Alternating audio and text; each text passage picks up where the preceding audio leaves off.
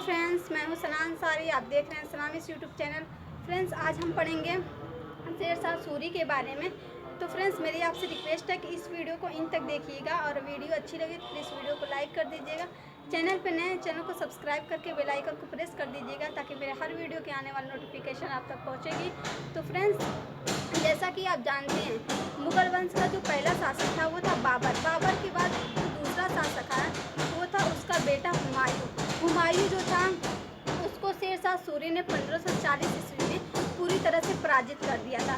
जिसके बाद जो शेरशाह सूरी रहता है जो हुमायूं रहता है वो 1540 ईस्वी में भारत को छोड़ देता है। लेकिन 1540 ईस्वी में वो भारत को पूर्ण रूप से नहीं छोड़ता, बल्कि 2 साल तक वो इधर उधर रहता है और 1542 ईस्वी में हुमायूं जो रहता है वो भारत को पूर्ण रूप से छोड़ देता है।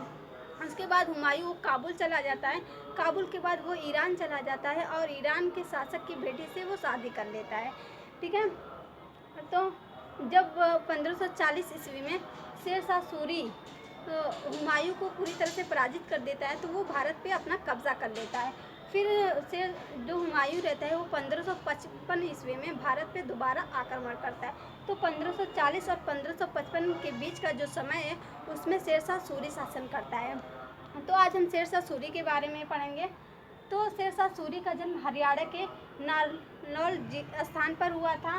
तो शेरशाह सूरी के बचपन का नाम फरीद खान था और फरीद खान यानी शेरशाह सूरी के पिता का नाम हसन खान था और हसन खान की 1520 ईस्वी में मृत्यु हो जाती है। हसन खान जो रहता है वो 4 विवाह किया रहता है और उसके 8 पुत्र रहते हैं।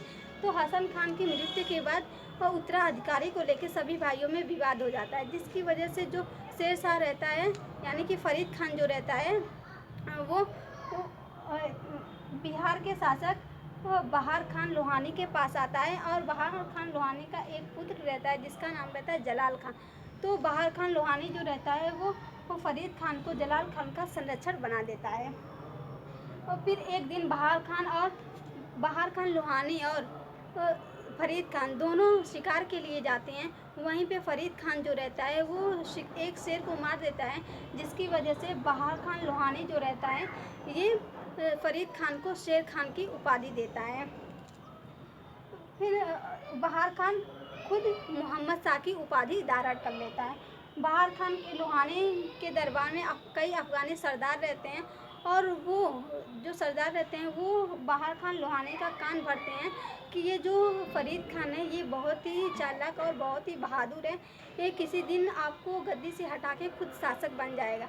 जिसकी वजह से बहार खान लोहानी जो रहते हैं वो फरीद खान को यानी कि शेरशाह सूरी को नौकरी से निकाल देते हैं। उसके बाद जो फरीद खान रहता है वो बाबर यानी कि मुगलों के सेना में शामिल हो जाता है और चंदेरी के युद्ध में शेर खान जो रहता है वो बाबर के साथ ही रहता है, जिसकी वजह से इसे सेना की चाल, सेना का संगठन और तो खाना का इसे अच्छा ज्ञान हो जाता है।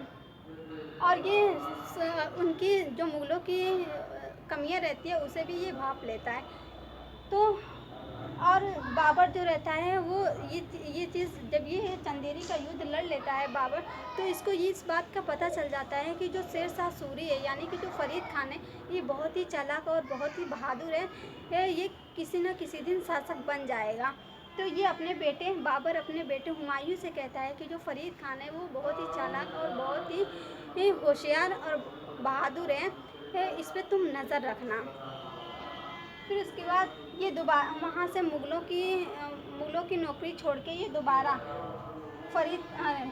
बहार खान लोहानी जो कि मोहम्मद शाह की उपाधि धारण करता है उसी के पास आता है 1528 ईस्वी में। और मोहम्मद शाह जो रहता है वो इसका बहुत अच्छे से स्वागत करता है और इसे फिर दोबारा नौकरी पर रख लेता है। और 1528 ईस्वी में मोहम्मद शाह की मृत्यु हो जाती है और मोहम्मद शाह की जो विधवा बीवी रहती है दूदू बेगम, उससे शेर खान जो रहता है यानी कि शेरशाह सूरी विवाह कर लेता है।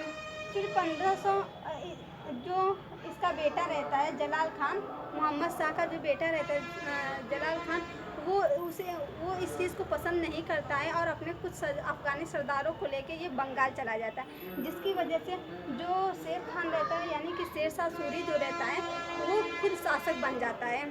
बिहार का। फिर 1529 ईस्वी में बंगाल का जो शासक रहता है वो रहता है नुसरत शाह। नुसरत शाह को ये पूरी तरह से पराजित कर देता है और बंगाल पे अपना अधिकार कर देता है। और उसके बाद बंगाल पे अपना अधिकार करने के बाद ये हज़रत आला की उपाधि धारण करता है। 1530 ईस्वी में चुनार किले। 1530 ईस्वी में जो चुनार का किला है उसका सूबेदार रहता है ताज खान। ताज खान की मृत्यु हो जाती है, जिसकी वजह से ताज खान की जो विधवा रहती है बीवी, उनसे लॉर्ड मलिका से ये शादी कर लेता है, यानी कि विवाह कर लेता है और चुनार किले पे अपना अधिकार कर लेता है। फिर चुनार किले पे ये अधिकार कर लेता है। फिर जो हुमायूं रहता है वो बंगाल को जीतते हुए इधर चुनार के किले की तरफ आता है।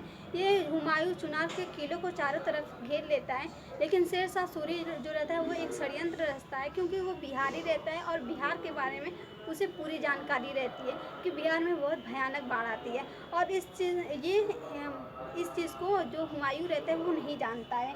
तो कई दिनों के बाद मतलब कि बाढ़ आ जाती है और उसी बाढ़ में शेर शाह सूरी जो रहता है वो युद्ध कर देता है।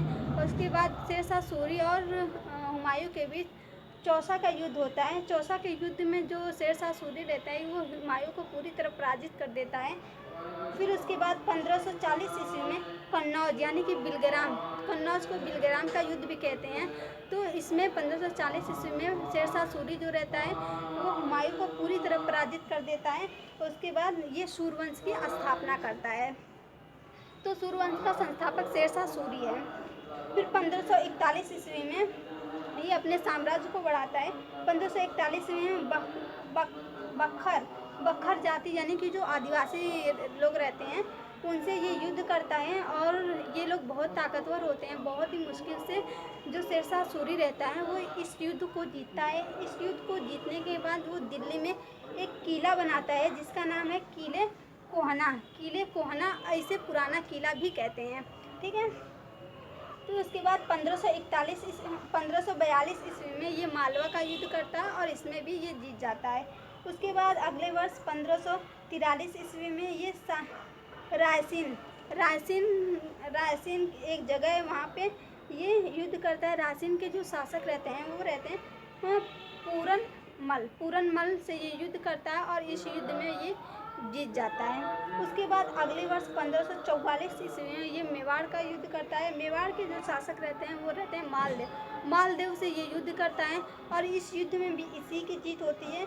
फिर 1545 ईस्वी में कलिंजर का युद्ध होता है। कलिंजर के युद्ध में भी ये जीत जाता है, और इसके बाद कलिंजर के युद्ध के बाद शेर शाह सूरी की मृत्यु हो जाती है 1545 ईस्वी में। उसके बाद इसका मकबरा सासाराम वहीं पे बनाया जाता है, इसका मकबरा। तो ये था शेर शाह सूरी के बारे में। अगर आपको ये वीडियो अच्छी लगी तो प्लीज़ वीडियो को लाइक कर दीजिएगा, और चैनल पे नए हैं चैनल को सब्सक्राइब करके बेल आइकन को प्रेस कर दीजिएगा, ताकि मेरा हर वीडियो के आने वाली नोटिफिकेशन आप तक पहुँचेगी। आज के लिए इतना ही, अब मिलते हैं अगली वीडियो में, तब तक के लिए बाय बाय।